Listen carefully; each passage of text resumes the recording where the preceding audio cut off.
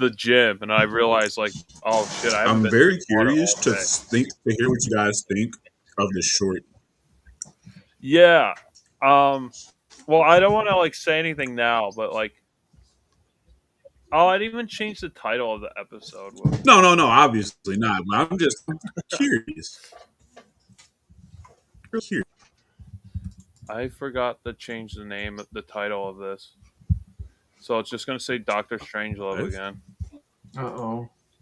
We're not doing Doctor Strangelove. We're doing Rise of the Guardians and Tales of the Crypt. What was it called? Imaginary friend. Imaginary Friend, starring the Cryptkeeper. We're probably live by now. Yeah, we're live. So I'll change this Are we? shit while you're doing your Okay. intro. Hello. Good evening. Happy New Year. Happy holiday. Happy winter solstice and everything else that happened in between. Happy Hanukkah. Happy Kwanzaa. Happy holidays. Good night. Good evening. And welcome back to BatYard's Finest. It's been a little bit, holiday schedule. Just the weather down here has been crazy. Let me just preface that. It was 73 degrees on Christmas Oh for us man. again. So I was literally like, oh, we're in springtime on Christmas. So that's dangerous. Because the last time we did this, we had tornadoes. So if I tell you guys like, hey, I can't do it because I'm under tornado watch, just know that's a lie. Oh man. But hello. Is your MC for the night, Gary, and I'm with my co-host as always, my dudes, my cohorts. Yeah. I'm Josh. From Metropolis. Good to be here. Sorry, I'm like typing out the new episode title, so that's why I'm like not here right now. Tony, say something. What's up? I'm Tony. I'm from Star City, I think. Honestly, Don't feel bad. I don't have like that much BS. I don't know if you guys do, but I don't really have anything. Like BS. I have a few things, but I actually saw a movie that I talked about. So this was several BSs ago. So over the holiday break, we watched Until Dawn finally. And I gotta say, it wasn't as bad as I thought it was gonna be. It was actually pretty solid. Like it was like a B minus movie. Like there's only like one real actor worth big notoriety in it, but he also plays the psychiatrist from the Until Dawn game. So they just had him They come made back a and do a movie out cameo. of that game? I didn't fucking know Kinda, that. sorta. They Yeah. they like based the movie from the game, What? and there's like small tie-ins. What the shit? I didn't even know that was... I will say if you're curious to watch it, it's a good movie.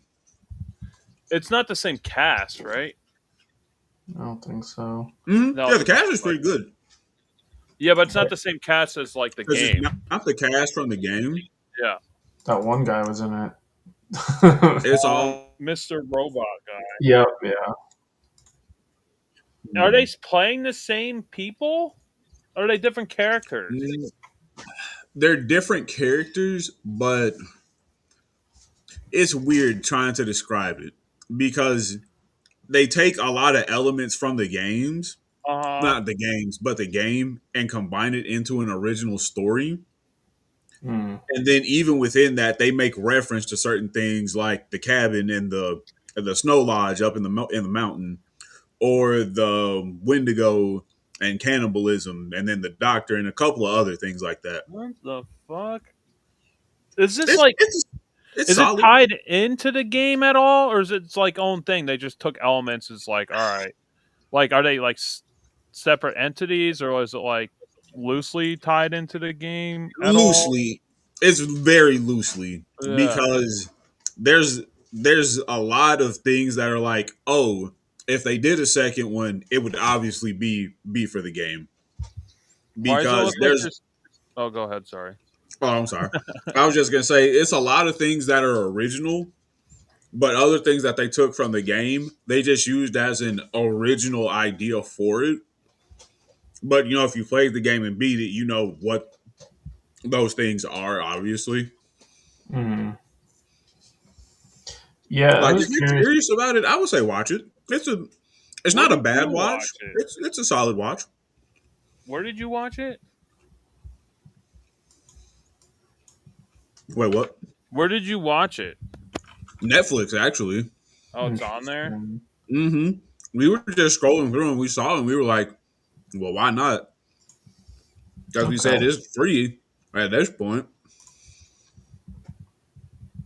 Yeah, this is. I might. Yeah, might make I my girlfriend doubt it. watch this with me. I might watch it as a curiosity, but It's worth the that's curiosity watch.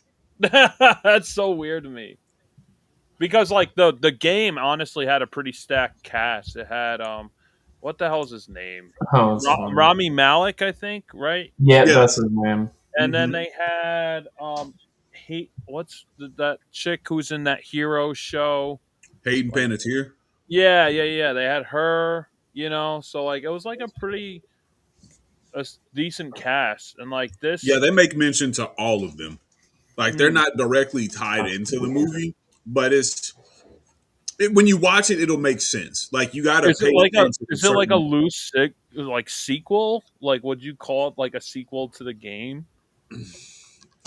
I I wouldn't call it a sequel to the game. Uh, I would really just call it a very loose project based in the game's universe. Okay. that's so Like weird. it,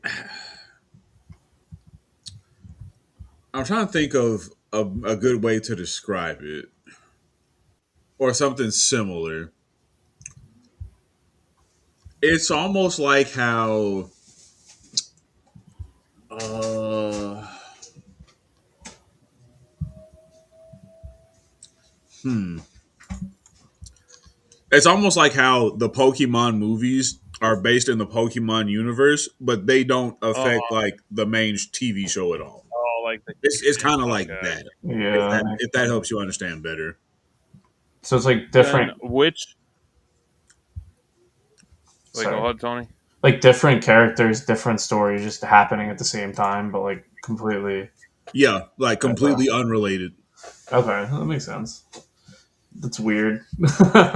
Not sure if it's necessary, but we'll see. Yeah, Oh, it's interesting. How they did the execution wasn't bad because there's an overarching like message that gets it further explained when you get toward the end of the film. But I'd give it like a solid like 6.5. I'd lean more to a 7. Like it's enjoyable for what it is. yeah, I'll definitely give that a watch. That's I didn't know cool. it was on Netflix. I Yeah, didn't even know it fucking existed.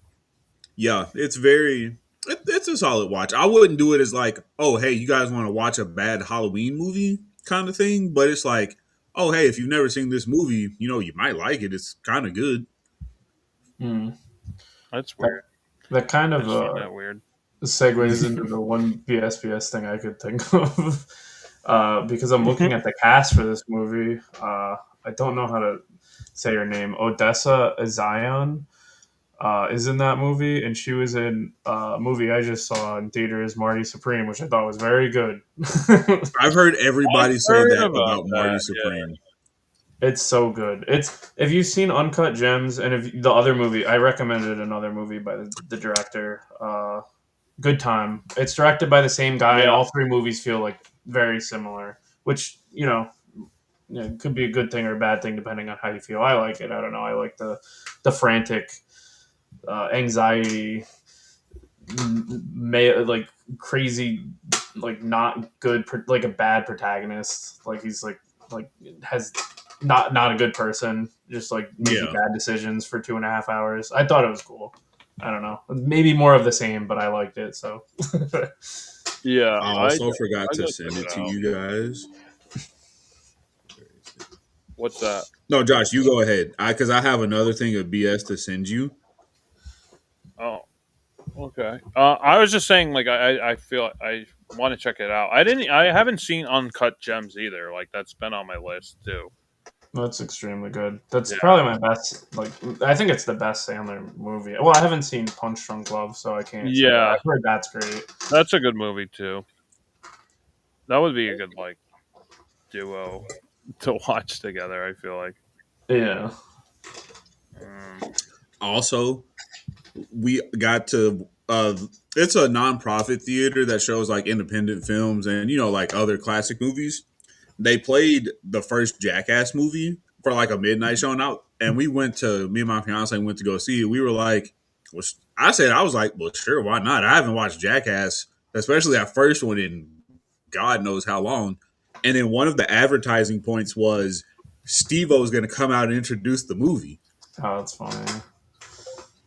So I got to see Steve-O talk about, obviously Steve-O's sober and he's clean, but hearing Steve-O talk about when he was addicted and stuff, like, and then we watch it happen in real time, it's like, oh wow, there's so much more context to how Steve-O used to be in this movie now. Like, holy fucking shit. What Was, was he like promoting a movie or a show, or was he just like publicly speaking kind of thing? He was just introducing the first Jackass movie. Like that was it. Oh, They that's just cool. yeah, he did just do a comedy show, I guess earlier that night or the night before. And so they were like, "Hey, do you want to come introduce like one of the biggest Jackass films?" Mhm.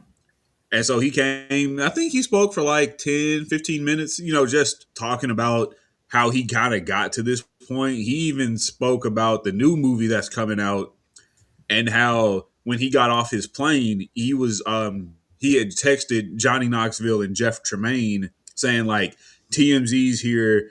I'm gonna talk to them, about the movie and how, Bam Margera is coming back for this one and he's under contract now. Oh wow, Bam is back. And so Steve-O was just Yeah, really like, whoever would have thought that I would have been, yeah, Bam's back. Yeah, he was just like, I don't know who the fuck thought that I, through all of my great fuck ups in life, would be at the point where I would be holding an interview with top secret information is fucking beyond me. But it was really like just an eye opening experience because he's like very down to earth now. Like obviously Steve-O's in his 50s, so he's old right. and he's put his body through the ringer, but he's just a really chill dude now. Yeah, they're all like up there. They're all like in their 50s, I guess. Yeah, Oh, wow. he's doing a Yeah. show around here. I was considering going to. Yeah, classic. They're all classics. All those movies. It was pretty dope. That's funny. That That's sounds cool. great. You got to see that. They have the only ones that we It was get really, really around dope. here. I didn't know if anybody else had some BS, but please feel free. Yeah, go ahead, Tony. I was just gonna say we the only times we have things like that is for Christmas movies around here. Like for some reason, Macaulay Culkin was like doing something like that for Home Alone here, Oh, that would have been neat. and then Chevy Chase will do it for Yeah. Christmas Vacation. I But he's did kind of a see that. jerk, so Yeah, I I don't did want see to that go he was in to Albany. that. I did kind of want to see that, but yeah, I always heard like Chevy Chase is an asshole. Yeah. I can imagine him just like getting up on stage and like saying two things and leaving. Yeah. You know? I think it would be just kind of funny to be in Yeah. the experience anyway. Yeah, that would be a pretty cool experience. Yeah, I really don't have any BSBS. I'm sorry. Oh, laptop. I'm trying to think because it's not a lot that's really been happening that I'm like, oh, this is noteworthy to talk about. Like seeing Steve-O, that was like the highlight for the end of the year because that was cool as fuck. I'm trying to think if there's anything else. No, I think we can go ahead and just kind of get on into it. Honestly, All right. all right. So for our short, I had the gentleman watch Tales from the Cryptkeeper, Imaginary Friend, and I am going to give this one to Tony. How's it going? So, Tales from the Cryptkeeper, Imaginary Friend. I haven't watched any of this series. I believe it's an anthology series, and the whole thing is narrated by the Cryptkeeper, like in real time, and we see. I don't remember the characters' names. I'm sorry, but we see a young girl move in with her family, her father, to a new home, and is outside, like I guess trying to make. She's just outside. I don't even know if she was like trying to make friends, and she meets two older neighborhood children, and they kind of are bullying her and teasing her. And it doesn't really seem to affect her or bother her like that much, which I thought was kind of interesting. But her dad is like, "Oh, she's making friends. This is great." And the Crypt Keeper kind of mentioned. Well, this is a little irrelevant, but anyway, the Crypt Keeper kind of hints that there being a like comeuppance coming for the kids bullying her, but she doesn't seem too bothered.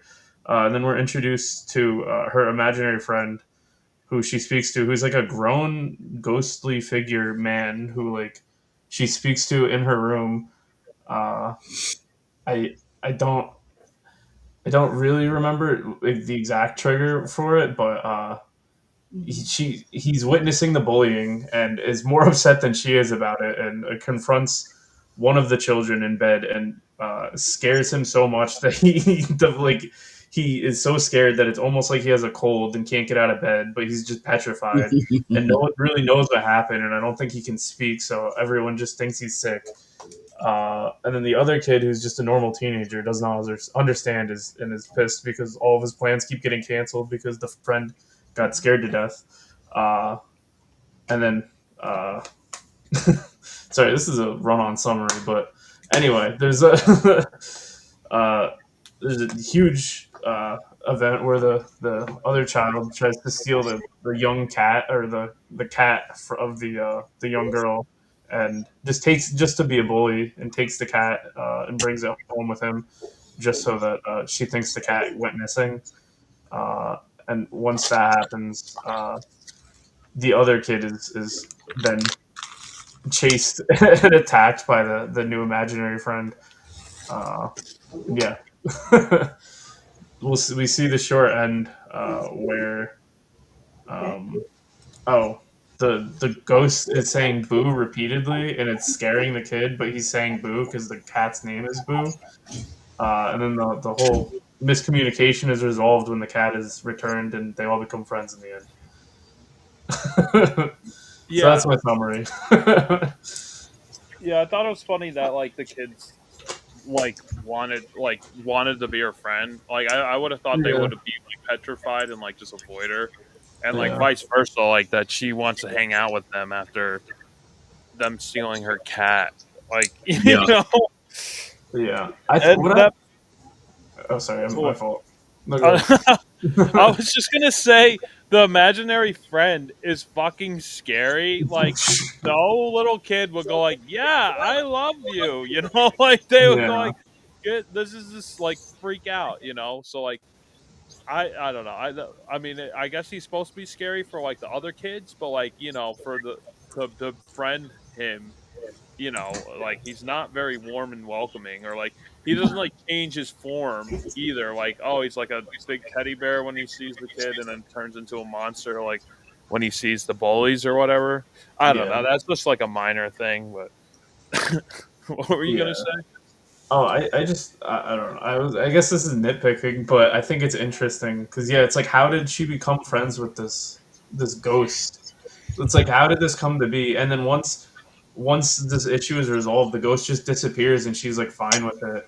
So Mm-hmm. was his whole job just to protect her from those two specific kids? Yeah, And and then she like he like finds some other child somewhere, like some other Somewhere country. else in the world Yeah. who's being bullied.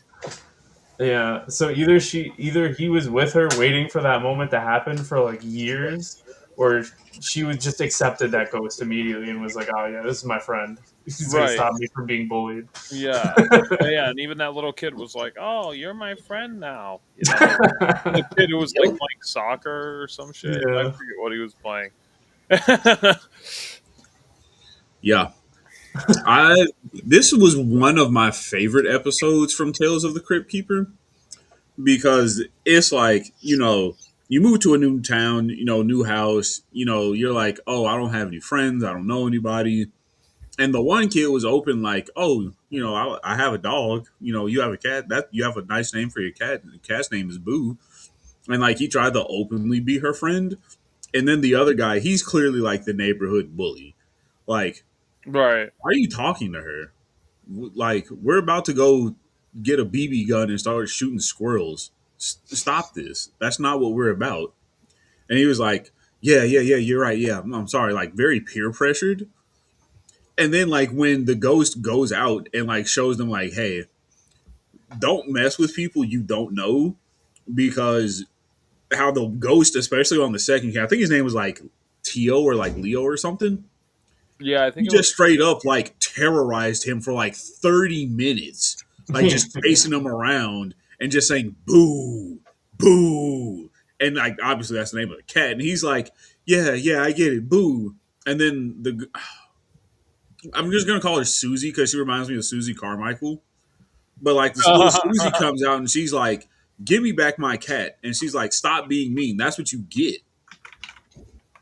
And so it's like, yeah, I definitely understand. Like this ghost is like, obviously the ghost is her friend, and he's like showing other kids like, "Hey, don't be mean to people you don't know," because when they came back and apologized, they were like, yeah, our folks really laid into us and grilled us, so we're not going to our usual summer vacation spot. Is it okay if we get a chance to get to know you, like hang out? And she's like, yeah, my dad has some cool video games in my place if you guys, act right and want to come over and junk like that. And so I thought it was very poetic because for the longest time they couldn't see him until like he wanted to be seen. And then when he did, he was like, "Yeah, I'm here to do one job and one job only." Yeah. And it just really. Oh, go ahead, Josh. I'm No. just. Yeah. No. You can no. Go ahead. Finish. I was just gonna say like, and when he messed with the first kid, like he obviously was pissed his pants, scared. Yeah. He had no intention of doing anything else after that. He was like, leave her alone, man. Just leave her alone. Because he obviously didn't get it the worst. He probably just got like a boo and like the bed shake violently and like, leave this kid alone. And that was it. Yeah. Yeah, I didn't even know this was a show until like you recommended it, and even when you recommended it, I thought it was Tales from the Crypt. I Me didn't too. realize it was a cartoon until like Yeah, they based the cartoon from like the anthology movies to make yeah. them kid friendly because they have a couple of other like memorable episodes. They have one about Medusa. Okay. Oh god, it's almost kind of like an Archie's Weird Mysteries kind of deal. Yeah. Okay. This is it's funny because this. I mean, I think Tales from the Crypt started as like old horror comics in like the Mhm. 50s. Yeah. So it's like comics to a TV show to movies to a cartoon. It's like a evolution. It's kind of It's a cool. very full circle kind of moment. Mm. Yeah, I had no idea this was even a thing. Like I had no. That's why I like sent it to you guys. I was like, "Is this it?" Like I Yeah, don't even know. yeah, because a lot of people don't know. Because I'll tell them like, "Oh, I watched the Tales from the Crypt cartoon," and they're like, "The cartoon?" Because it's one of those things like if you've never seen it, the fact it exists would just blow your mind. Yeah, I had Yeah. zero recollection of it. The Yeah, show is so like the main show is so like violent and graphic and not Right. kid friendly that it's funny that they it, wanted to and cast it's a on. good kid friendly show. Like Yeah. it showed people like it showed kids like, hey, if you bully somebody, you never know what otherworldly presence might be watching. So Mhm. do good because if you don't, you'll get beat up by a ghost. Yeah, pretty much. Yeah, Yeah, and right. I love that they don't explain it at all, like where he came from, Yeah. what his Yeah, name is, even like nothing. Like, like he's just a friendly ghost, and it's very. I think it's very sweet that they don't, because we've got Casper the Friendly Ghost and like other things like that. So he's obviously, a representation of, the fear of being made fun of when, like how at the end the ghost came back to help a kid like, and they told him, "Oh, you're too small to be on our soccer team. Go somewhere else, loser." And the kid opened up to him and was like, "Hi, my name is. What's yours?" And he was just like, well, obviously he didn't talk to the kid. He talked to more of the bullies and stuff. But it's just kind of that internalization, like, okay, well, if I can't have any real friends, I'm just gonna make one up, and I'm gonna have a make believe friend who's gonna beat up people who are mean to me. It's what almost every kid does. All kids have imaginary friends to a certain extent. Right. Yeah, I couldn't not think of this as like a reverse, not reverse, but like a dark. It can't like what's the show? Uh, t- Fairly Odd Parents. Oh It's yeah, I like didn't even think about that. he's like one evil Fairly Odd Parent. He's like Jorgen von Strangle.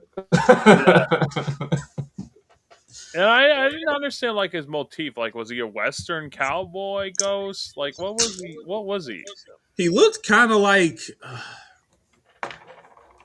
I can't even tell you because he had like that big trench coat that had like he might have been some kind of like business person or just an average Joe somewhere. Like it was really hard to kind of tell because I've seen this a few times off and on since it was first introduced to me. And each time I look at it, I'm just like, what is this dude's angle? Because he's not a fishmonger. And like when you see him, it's always in like different capacities. So it's never the same entrance twice because he came out of the sand, at the end of the episode. So it's just like, is he just supposed to be like the kid's way of having somebody friendly approach them or, kind of whatever's?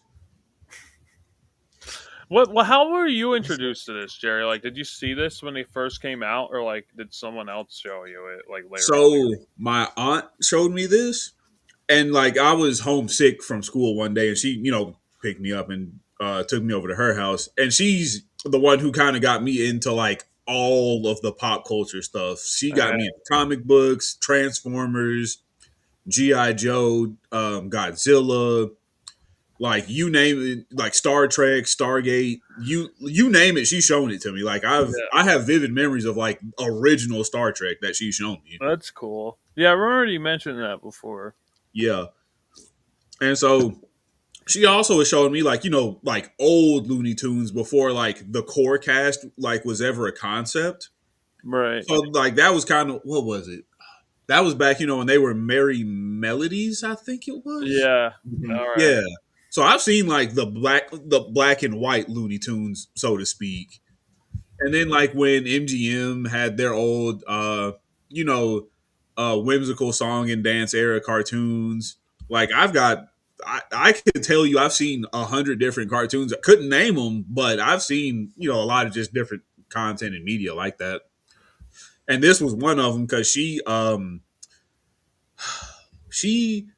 had she was a huge nerd because she's been to like Star Trek conventions. She's got autographs from like cast members for like past big roles and stuff. And so she had like it wasn't the Cryptkeeper, but she had like a real looking Chucky doll. And next to and I asked her, I was like, not asked her, what? I can't even remember. I was a little kid back then, but she just she had that, and then I think she had a Crypt Keeper comic, I want to say, or like a signature from them. I can't remember. We had a bad flood 16 years ago, and she lost a lot of that stuff. So just trying to remember it's very hard now. Right. But I think she had something from the Crypt Keeper. And then so, obviously you're not going to show an 8-year-old an original Tales from the Crypt horror anthology. That's traumatizing. Yeah. And so she just put on the next best thing, which was the cartoon. And I remember it was this episode and the Medusa episode. And those two have just always stood out to me because I was like, oh, that's so different. Like, that's cool. I'm terrified to be mean to kids, but yeah, that's cool. Yeah, that's cool. Well, I mean, it's a good lesson, and I guess like the best way sometimes with to teach kids a lesson is to scare them, like all those like Yeah, old Mm. tales, like Hansel and Gretel, and like all those like the boy who cried wolf, like all yeah, pretty those like much yeah. If life you tale lie, you're gonna get stories. eaten. If you fucking run away from your family, you're gonna get eaten. Like pretty much, like if you do anything bad, you're gonna get eaten. That's the Or moral of the something story. horrific is going to happen, Yeah, and then you're going to end up in a bad fucking place. right. Yeah, yeah, exactly. What is it? Like the Grim Tales or something? I forget what. There's like a Yeah. name for Oh it. yeah, the Brothers Grimm. tales from the what is it? The tales from Brothers. the Brothers Grimm or something, Yeah, Brothers something like Grimm. that. Yeah, that's it. Yeah. Yeah, So yeah, it's sure going is. along the lines of that, and I feel like a lot of stories like are too soft for kids. It's like, you kind of have to have real world repercussions, like to teach them any lesson. And like now it's like Hmm. softball, like every character could come back to life. Like no, there's no repercussions for anything. It's like kind of annoying, to be honest. Yeah, and I think, and I guess this will also go into my final thoughts because I know I've got a lot I want to say about the feature film. But I think, this was also in, kind of reminiscent of that G.I. Joe, Thundercats, like Magic School Bus. Like, all right, the episode's finished, and Yeah, here's the lesson to learn from the episode. Like, don't be a shitty person because while, yes, this was fictitious and these boys were, you know, traumatized by a ghost, you being mean to somebody else, creates another vicious cycle. So, instead of being a bully, just be somebody's friend because you never know how much that'll mean to somebody. And I think especially today, I've told you guys different horror stories that have happened in my job profession about kids being bullies and stuff. And it's just I think something like this was like, huh, I kind of miss this in like shows and cartoons. Like Yeah. you do bad and you get the ramification. right. There's not like, oh, if you're bad, you can get away with it. Like, no, if Mhm. you are mean to somebody, here's what's about to happen, buddy. You're about to get real time punishment because we saw with the boys they couldn't go to like fucking what was it, Laser World, Laser Tag, Mm. whatever the fuck it was. And then their parents were like, yeah, now go apologize and be nice to this new kid on the block. And is something like that I think has been lost in cartoon making now. Like, yes, there's obviously like other new societal issues that cartoons talk about and things that are being addressed, but I think if we just go back some and just try to just put into a format like, hey, this is what happens to somebody when you're just kind of a shitty person, don't do that. Or hey, instead of saying something mean and hurtful to this person, tell them something nice. Or if you see somebody doing something that could potentially hurt somebody, let an adult know. Don't Mm. just see something and not say it because silence is violence, as they say. I saw that on a sticker and I've been waiting to use that. I haven't heard of that. That's cool. But yeah, but I've seen this episode a lot, so I know it holds a special place in my heart. It's a very solid like 8 out of 10. It's also, back when it used to be hand drawn and stuff. And seeing the Cryptkeeper go from like the funny mummy looking animatronic and puppet to this cartoon like zombie ghoul thing with Mm. blue skin and like two teeth like an old hillbilly grandpa is hilarious. Yeah, I agree. I mean, like, I guess I'll go into my final thoughts. Did you give your rating, Jerry? Yeah, I said this was an 8 out of 10 Oh, for I me. gotcha. Sorry. Okay. Yeah, it was a pretty good show. Like, I didn't even know this exists. Like, I thought it was decent. Like, I liked how it was like more scary than most kids shows. Like I was saying before, and there's obviously a lesson to it. I guess I would give this like a 6 or a 7. I don't know. I don't know. Like, it's my first viewing, so it's like I don't really know much about the show. Like the animation, I thought it was like okay. It didn't like blow me away or anything. I thought it was decent enough. It was like serviceable, but yeah, I feel like I just gotta watch more of the show to really get a feel. But like this episode, I guess I'll give it a 7. It was good. It's one of those things. Like I said, if you've never seen it, it's like it's very weird Yeah, watching it. yeah, Yeah, I think I'm similar to Josh in this. I think it's really interesting that it exists. I like the cartoon Cryptkeeper just coming in and quipping all the time. That was one of my yeah, favorite parts of the original show. Is that I also like having uh, that there's like I don't know. I feel like Tales from the Crypt had a message near the end too, and like twists and stuff. And I feel like it kind of like embodied a little bit of the similar vibe in that way, where there's like a message, and it's I don't know. I'll probably give this a 7. I think it was pretty good. I'm more curious about what the rest of the show is like, and if it's all just like kids getting taught lessons like this. yeah. That's what I'm It's curious about too. it's a mix. Like I said, it's very like Archie's Weird Mysteries. Like Hmm. sometimes it'll be about kids. Like other times it might have to do with like adults. Hmm. Like it's just one from one side to the next. Just Hmm. a big anthology series. But that's higher. I thought you guys might, stick in the middle, give it like a 5. I was like, I expect this to be a very neutral rating. Yeah, I was somewhere between a 6 and a 7. So it's a little better than average. I'll give it that. Hmm. You know. Sweet. But now I've told you guys, I have been sitting on this movie for a long time. And I was like, you know what? I think now is the perfect time. So I had the guys watch Rise of the Guardians. And I watched this movie as a senior in high school. So this movie, it holds a special place in my heart for a lot of different reasons. And I'll actually give the quick synopsis of this. When the movie begins, we see an unidentified young man in a frozen lake, and he is being drawn out of water by this mysterious moonlight. He's just having an inner monologue. And then we come to find out that, he's a spirit. He's no longer of the living world. He tries to talk and interact with people of this village, but nobody can see or hear him. And then we flash forward to 300 years in the future where, St. Nicholas, the Tooth Fairy, Easter Bunny, Sandman, and other, notable kids' fairy tales exist. And Santa's obviously in the midst of Christmas, making toys and just kind of doing Santa things, tinkering, when he gets an alert from his Yeti crew members saying that, there's something wrong with the globe.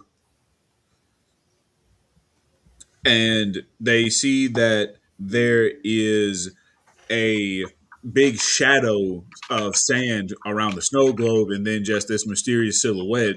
And so Santa lights the Aurora Borealis, calling all of the other Guardians to meet up and say, like, our arch enemy is back. Pitch Black is here. We need to handle this. And so they consult with each other, and then Sandman is looking and he sees the moon is shining brighter than usual, and the moonlight summons forth a crystal that says there's a time for a new guardian to join them, who in turn is Jack Frost. And so they begin a long, well, not a long string. How do I want to describe it? They begin an arduous journey of helping Jack Frost discover himself and help combat Pitch's plan to control the world. And in the end, Jack Frost discovers who he is, and they work and stop Pitch Black from taking away the belief in dreams, hope, and I forgot what Tooth Fairy represents, and wonder. Mm. Yes. And then they also learn how to have a little bit of fun in between all of that. Yeah. So, have you guys seen the Santa Claus movies, like with Tim Allen and shit? Yes, I have. Yes. I was gonna go So there's like a council of like all the there. holiday creatures in that, and they like talk to each other, and it's literally just like one scene in the fucking movie. It's like they took that concept and just kind of ran with it, and it's like this is the whole feature is like this, you know, uh, establishment of like I want to say fairy tale creatures, but they're not really fairy tale creatures. They're just like holiday mascots. yeah, holiday mascots, I guess. You know, and like they just like ran with that idea, and like instead like Jack Frost being a villain, like he's just like one of the guardians per se. So like Yeah. that's what I was thinking the whole time, and like they just like kind of took that and ran with it. Yeah, Yeah. it was very interesting, especially because it's like I said when we I announced it last episode. It's not really like a Christmas movie per Right. se, but it's very like holiday themed Yeah. because after you start with Christmas and then you go to Easter. In between, kids lose teeth because kids lose teeth all the time. So you have the Tooth Fairy, and then it's still winter. So it's like, oh, you have Jack Frost bringing blizzards, snows, just kind of giving kids, something fun to do to get out of the doldrums of the day. And I watched this movie like in my what the fuck class was it? My chemistry class because it was the end of the year. So my teacher was just like, well, fuck it, I'm just gonna put it on. There's nothing else for you guys to do. Y'all are taking exams.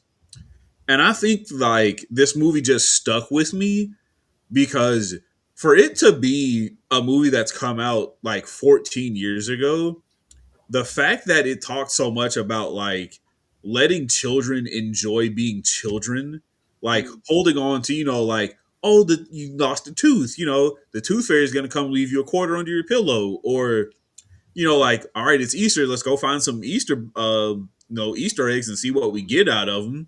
And then, of course, with Christmas, everybody knows Christmas. It's about spending time with family. You get gifts sometimes, and you just enjoy quality time with your loved ones and people that you care about. And with Sandman, obviously he brings children like nice dreams. He inspires them to look to a better future and have just a nice promise of tomorrow.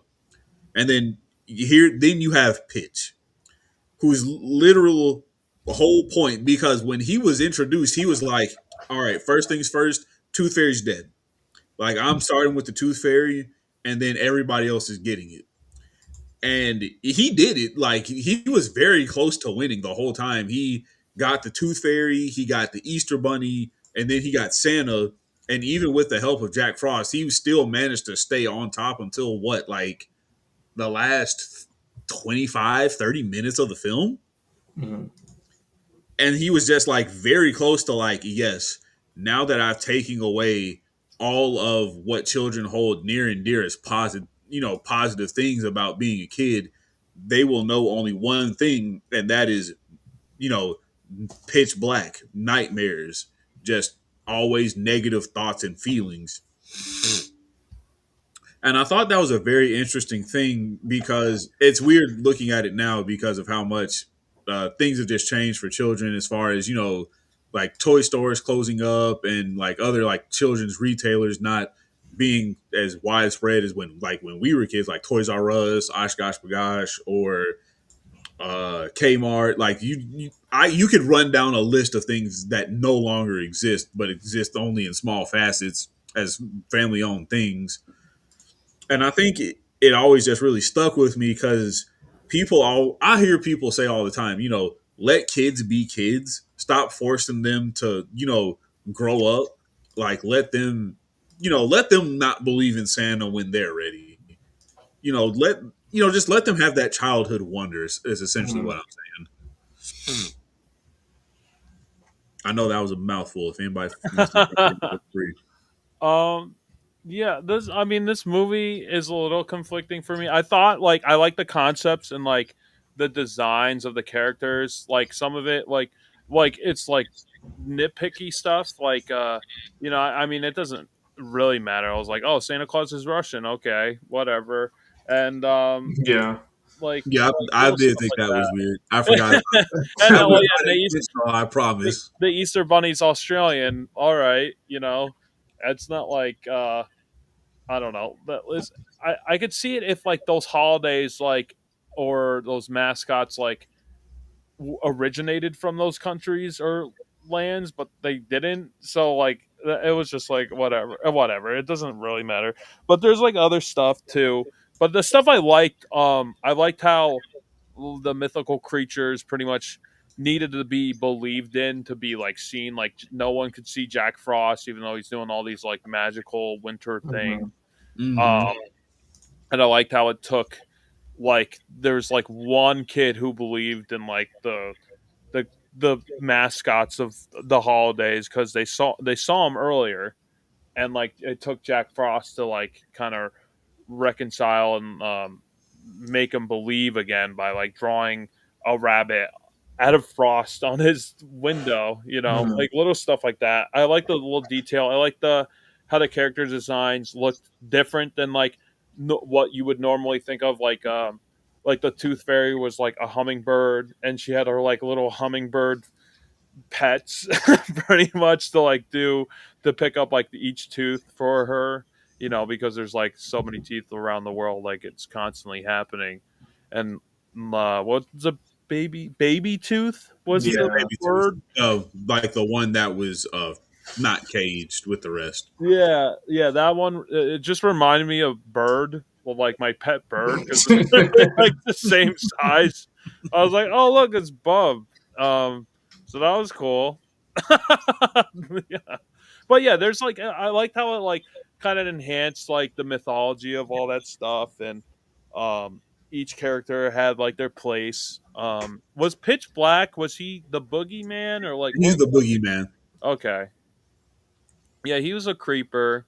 He was a weirdo, but he was like Yeah. supposed to be. Yeah. I don't know. What do you think, Tony? I like Sandman. I like how he was just whimsical and didn't talk and just Yeah. Yeah, he was one made of my favorites. sand dream creatures and things happen. I don't know. I thought the animation and I don't know. Is it animation or like the character models? I guess for like all of everything but the children, like I the was thinking, normal yeah, I was children, thinking that too. they look Yeah, I was really weird. going to say that. But everything else is like really good. It's like hard to believe that it came out like I don't know 15 years ago. It's pretty like I think it's like that's like right on the cusp where like things started getting like really expensive and good. Mhm.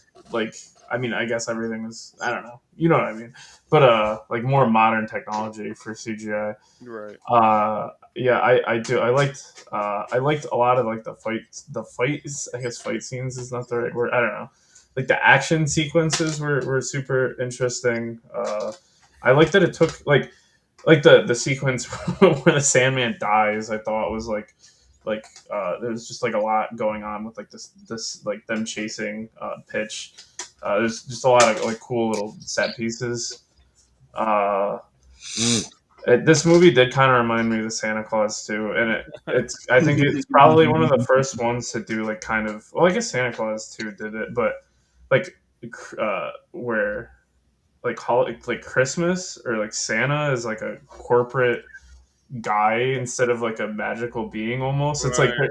because like they kind of do that in like that movie the red one that came out and then like Oh like yeah. Prep and Landing there it's like a spy not spy it's like a corporate spy mission instead of like a I guess it's still magical but I don't know it's an interesting adaptation of Santa that it seems to be used a lot lately. Yeah, I liked it a lot. I don't know. I thought it was super interesting. I like that it's a holiday movie. It's not like Christmas is on the back burner. It's mostly. I mean, I guess it's not. I guess I don't know. There's no one in focus, but Yeah. Christmas is I like feel like out of Easter, focus. you see more Easter than Yeah, any other holiday. yeah. But then they fail, and then they hate Jack Frost because he went to get his memory or something. That was the whole thing. Like each tooth from the Tooth Fairy holds like your memories of your past, and like Jack Frost didn't know his past, and then it ends up like he's just a kid playing with his sister, and then he falls through the ice out of a lake. And he dies. And then, like, the moon turns him into Jack Frost. And I guess the moon gives him all powers. And then, oh, that was a thing. Like, they were like saying, oh, yeah, the man who lives on the moon. And they're like, never talk about that or like establish what that even is. Like, who's the man? Like, what is I think that? that's supposed to be like, in a spiritual term, like God or a higher power Okay. essentially. It's Because it took me a few rewatches to finally kind of get past that. Because I was Yeah. like, the man in the moon, and it's like, when you look at it, it's like, okay, there's just a lot of symbology going on. Yeah. Because when Jack's still a human and he falls in the lake, like, oh, his hair's slowly like fading to white, and he's got this magical staff that lets him, like do all the little ice stuff. It lets him fly on the north wind and things like that. So I was like, okay, maybe it's just supposed to be like a spiritual representation of like, all right, God has chosen you for a higher power. Like when the Tooth Fairy and Santa said, like, we didn't choose to be guardians. The man in the moon chose us for this. Mm. Yeah. But that's my personal guess. Like, Right. I guess it is open to interpretation. I mean, that's probably what makes the most sense. Well, I thought it was just like the folklore saying where people say, "Oh, like it's like the man on the moon," like how they have like the DreamWorks logo, the guy that's like fishing off of it. yeah, that's what I was also thinking too. Right. Because like everything else is like folklore, kind of in the story. Like it's like, well, not folklore, holiday. I don't know. It's all kind of. I mean, it is folklore too. Yeah. I wish they had a leprechaun guy. I was a leprechaun when I first watched it. When Hugh Jackman brought him up, I was like, seeing a leprechaun would be kind of fucking cool. Yeah, I wish they had that. And they didn't have Cupid either. Cupid was in the Santa Claus. So what did you guys think of Pitch? Because I know I asked this question before, but Pitch I'm not a big villain person. I think villains and like the main hero are very boring because it's like, oh, like obviously you're a bad guy because you've got the bad guy aesthetic, or you're the good guy because you're always going to win, and just kind of that cut and dry cycle. Pitch had a very good idea, and if it wasn't for Jack Frost, he was very close to succeeding. Yeah. Like all the way to the bitter end, because he had got Easter, he had got the Tooth Fairy. I mean, we saw him kill the Sandman. Like that was, and I forgot about that scene too. I was like, oh yeah, he did like shoot Sandy in the back and like straight up killed him. Yeah, I thought he was pretty effective villain. Like he looked like a creeper. Like I said, the thing is, like I liked how like he kind of took over the Sandman's dreams and made it into nightmares. I thought that was cool. But like this is another nitpick. It's like they all kind of turned into like demon horses, and I wish like each dream nightmare was its own kind of entity. Like I don't know. One dream Yeah, had I get what you mean. Like elephant one is a nasty skeleton, or yeah. like the other is this eldritch horror looking thing. No, I get what you're saying. If I wish there was a little bit more variety, because not everyone's having the same dream about the horsey. Like people are having different dreams. So like I wish it had a little bit of like a separation with that. But I thought it was pretty effective. Like it was like the horseman of the apocalypse, pretty much like coming through. So I thought that was neat. He was like he had like snake like teeth almost. He just reminded me of like a weird child predator. He just like kind of creeped me out. That's kind of the vibe I got from him. I mean, hey man, I don't disagree, but that's not what I'm gonna What do you think, Tony?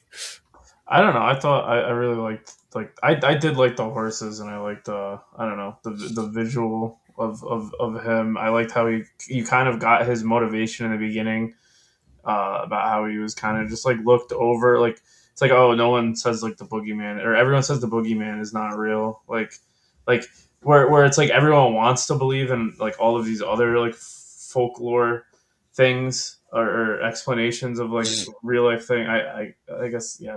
I don't know. It's never mind. That's another tangent. But they want to believe in all of them, but they don't want to believe in him, and the parents are presumably being like, yeah, don't believe the boogeyman's not real. I thought that was kind of interesting motivation. You get that immediately. You're not left wondering where it's like, oh, this guy's bad just because. I liked that. Yeah.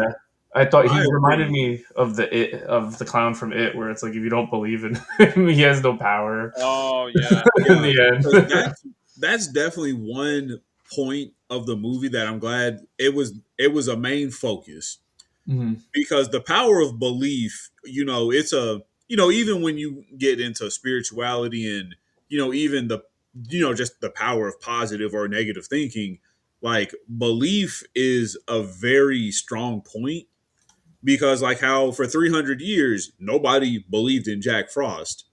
Like, oh, Jack Frost is just this make believe story. And then it took the belief of one child knowing that story, like Jack Frost nipping at your nose, because we all hear it. It's like it's intertwined into like Santa Claus, Christmas, Frosty Mhm. the Snowman, like Jack Frost nipping at your nose.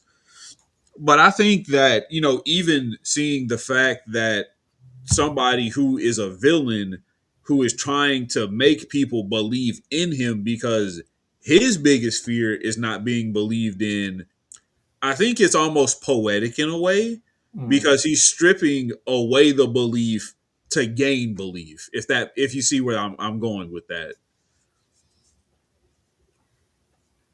Yeah. Oh yeah, that's true. Like stripping away from like the other beings and then like Hmm. kind of taking over everything, like taking over the globe, pretty much. Yeah. So yeah. Because even when he talked with Jack Frost, he was never malicious in any aspect. He was like, I understand where you're coming from. I've been to that point of, oh, nobody believes in the boogeyman. Nobody believes in bad dreams anymore. I've been where you are. I'm still where you are. And look at me now. Like, yes, I'm back. People are believing in me. So long as you don't get in my way, I'll just kind of let you be where you want to be, man. I don't bear any ill will against you or any hostility. But obviously, it was for the sake of the movie that Jack Frost had to intervene, and so on and so forth. But I definitely think the whole motivation of Pitch and why he did what he did, I think was very, very fitting, because when it's like they say, like, oh, when you stop believing in something, like, that's kind of the end of the childhood wonder, and the best parts of being a child, like, oh, like as an adult, like, yeah, you have a bad dream, it'll wake you up out of your sleep, it's not a big deal, unless it's like a night terror, but that's a whole another psychiatric conversation for another day. But like, oh, you have a bad dream as a kid, what's the first thing you do? You run to mom and dad, like, mom, dad, Mhm. I had a bad Right. dream, can I come sleep with you? And it just, I just really like Pitch as a villain, because even when you get past his surface level, what he wanted is what he feared most. And That's I true. think that's a very Yeah. interesting dichotomy of a villain. Yeah, I would agree. Yeah, that's a pretty good way to put it. I didn't really think of it like that, but yeah. Yeah. Hey, maybe you can show it to your nephew, Josh. He might like it. Yeah. Well, he's like kind of like older now. He's 13, I think. So 13. Oh, yeah, this is the perfect age to show him. yeah. He's done with Santa. He's done with the Tooth Fairy. Just Uh, tell him, I forget your nephew's name. Please forgive me. I'm just going to call him Jason. well, it's Mason. That's very Okay. Yeah. I'd be like, hey, Mason, I just got a little, holiday movie I want you to see. Like, yeah. let me know what you Yeah. think. That'd be great. Yeah, we'll see. Yeah. But yeah, I know I've definitely said the most about this movie, because I mean, I know I say it a lot, like I still watch, like old cartoons. I still do things like, oh, when you're a kid, like, yeah, I still have me my bowl of cereal I go get on Saturday morning. I sit down and I watch Power Rangers. I mean, I'm not watching Power Rangers. I'm watching something else that's of a cartoon nature. Right. I get it. Mhm. But I still hold on to a lot of that childhood wonder as an adult myself, because for me it's like, yes, I'm an adult, I know I have responsibilities and things, but just because I'm an adult doesn't mean I still can't enjoy something I did 27 years ago. No, I agree with that. Like, there's still like stuff that I watched as a kid that's like still as good today as it was then. And then, I mean, and there's some shit that's really bad that I would never want to Yeah, watch again. So it like depends on the quality of the product too. You Yeah. know? yeah, and I feel like, especially now with just how everything's just you gotta focus on A, B, C, D, E, F, G. You're an adult now. You don't have time to do any of that kiddie stuff. You don't have time for hobbies. Get married, have kids, raise a family, be a family man. Like, where's the time in between all that to just go outside and just Right. fly a fucking kite? You know what I Yeah. mean? Yeah. Yeah. You Like, gotta enjoy the little things too. Yeah. And, and I definitely, I enjoy the little things, and I know I've had some things happen within the last couple of months that have changed my perspective. But you know, there's nothing wrong with never growing up in certain aspects because, like, just yesterday, I started watching this. This is a complete side tangent. I don't even know why I'm saying it, but I started watching like this old show, Common Rider from 1971, because it reminds me of Mighty Morphin Power Rangers from when I'm a kid.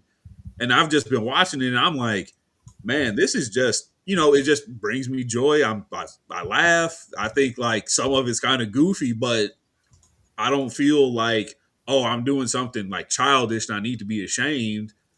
I just, when I'm watching it, I'm thinking to myself, if I would have watched this when I was younger, I probably would have liked this just as much as Mhm. I do now, if that right. makes sense. No, I get that.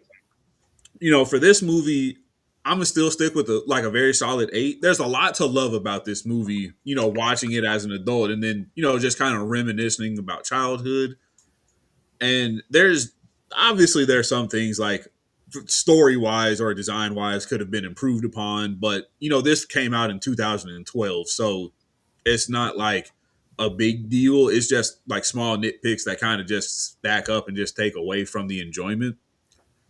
But I think this is like a really good movie that everyone should. If you don't have children, I think you should show it to, like that tween in your life or that young adult that's getting ready to go into adulthood. Mhm. Because I think the one quote from this movie that's really the most memorable is when Santa's talking to Jack and he's like, "At my center, like, what do you see?" And it's the Right. Russian nesting egg, and he's like, "You've got big eyes," and he's like, "Exactly. I came into this world with big eyes, just full of wonder, and I see the magic of everything. Like the magic of in the way the trees move, like the music of the air, and just how just he enjoys the simplicity of just anything." And I feel like as you get older, obviously responsibilities, family, and other things, take away from that. But that's always something, no matter how old you get, you still enjoy. Because that's like 2 weeks ago, I watched me 2 episodes of Gunsmoke, a old cowboy western show. I haven't watched that since I was 9 years old. I went back and watched, and I was like, this is still just as good as I remember. Like, Yeah.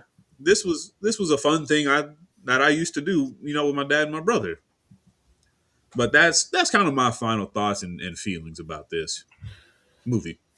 Yeah, well, I mean, I agree with you. You kind of have to keep that like childlike wonder and aspects too, like to like learn anything. Like if you're just like, oh, I'm an adult now, you don't want to shut off your brain and not like take in any new information. And there is like stuff out there that's like as magical in a sense that like still exists, like that actually exists. Like for I don't know, example, like I don't know, like like people say Bigfoot, you know, so Yeah, it's a I thing know. I that get what exists. you mean. But Like like, it's but stuff like like that. but like they're like the equivalent of something that actually exists is a fucking bear, and that's like fucking crazy that even exists on the planet, or like I don't know, just space travel, or like just the concept of us floating on a ball in this vast universe.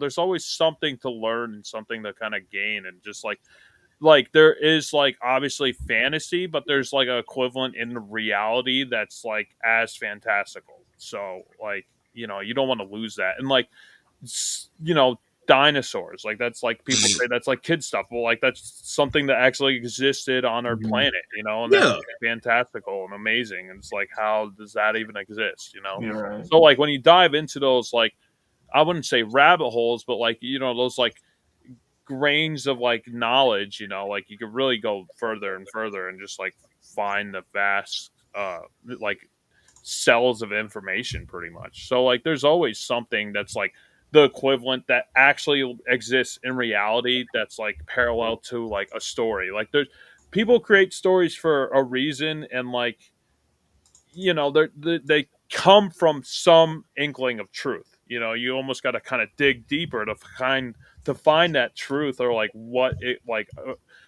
initially represented. But there's something to it. It exists for a reason, and it like has been passed on for generations for a reason.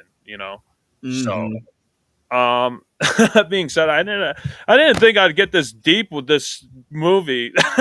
So, but I thought it was a pretty decent movie. Like I would watch it again. Like I feel like it might get. I feel like it would probably get better with more viewings. Like the first viewing, I was like I liked it. I liked the design and the characters for sure. But like some of the story, not like beats, but like elements, I was like, what is happening?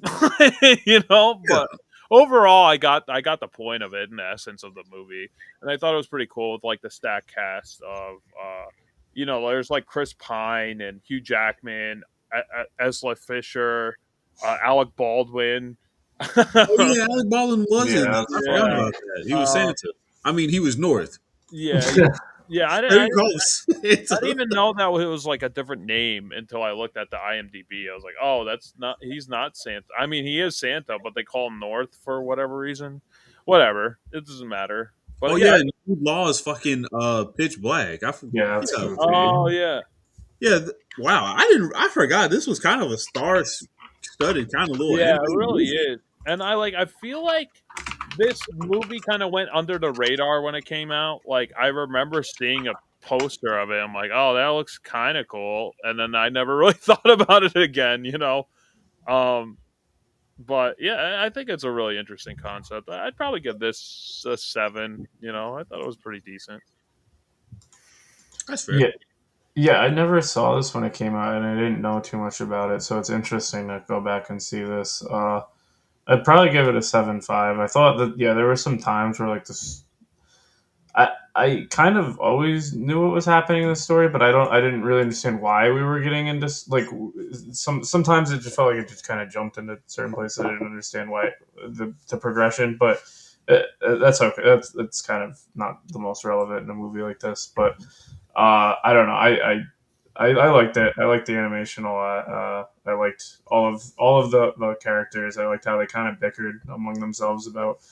There was one line I thought was funny where it's about to be Christmas time, and I think the Easter Bunny he says something like, "Oh shoot, what is he? What was the word he used? He goes, "Oh, like you're making toys. You have all year to do this. My stuff is, or it's like eggs are not shelf stable or something. Like they're I don't Oh know." yeah, I know what you're talking about. Yeah, yeah, yeah, yeah. Yeah, I thought that was a funny line. I think it's like funny that they're arguing about their holidays or events and stuff, Yeah. or stuff slightly among themselves. Yeah, I don't know. I think I liked it. It's definitely a 7.5. Always do a new holiday movie that's not fully just Christmas. It's kind of cool. Yeah, this is kind of. I would say this is more like a winter movie Yeah. Yeah. because like there's, you have holidays in the winter, and then after the winter, it's springtime. So you got, Easter, whatever else in between. But Mhm. I like this movie because I think it's a good fair break because you see Christmas twice, but they never focus on Christmas. Yeah. Christmas takes a fair back burner, which in fucking corporate America, I'm like, yes, I Yeah. love that because I'm so sick of like, all right, it's November, we're starting pre Black Friday deals. I hate all that. Yeah. Yeah, we've talked about that. I've said a lot of my feelings on that. I don't want to get into it because that's just a lot. But I'm glad you guys like this because this is a movie that I need to rewatch more because I've rewatched. I've got like other excuse me, like holiday themed movies for different occasions that I'll try to watch at least once every year. But that will wrap it up for me. Josh, if you want to give us your picks for next BatYard's episode. All right. So I'm gonna be kind of cheating a little bit. I'm picking two movies, but they're not long. I don't think they are. So I'm picking A Hard Day's Night, Wow, and Help, the Beatles movies. interesting. I started watching A Hard Day's Night recently. I found it on some streaming service. Yeah. So Hard yeah, Day's I think A Hard Day's Night on HBO last time I remember. Yeah, A Yeah, Hard Day's Yeah, Night, it's on HBO. 1964, and then I think Help is 1966, if I'm not mistaken. Let's see. No, 1965. So it's like the next year. All right. Okay. Yeah. So we're gonna do the Beatles. So if you exciting. That's cool. If yeah, you don't want to be spoiled for a hard day night and Help, one of the really cool Beatles songs, make sure you watch that before next BatYard's episode. yeah, But thank you everybody for listening to me talk about a movie that kind of means a lot to me, and what it means to still have childlike wonder and aspects even as an adult, and what it means to still hold on to some of those kind of things even now with how fucking topsy turvy the world is. And we're gonna go ahead and close you out. It's a 3-day weekend for some folks, so enjoy it. Go out and barbecue something if you want to barbecue in the cold. I don't plan on it. yeah. This has been BatYard's Finest. I'm Jerry signing you all off with Green Lantern's Light. I'm Josh sending you off, up, and away until next BatYard's finest episode. And this is Tony from Star City. And we're becoming super friends, one episode at a time. All right, goodbye. Good night, everybody.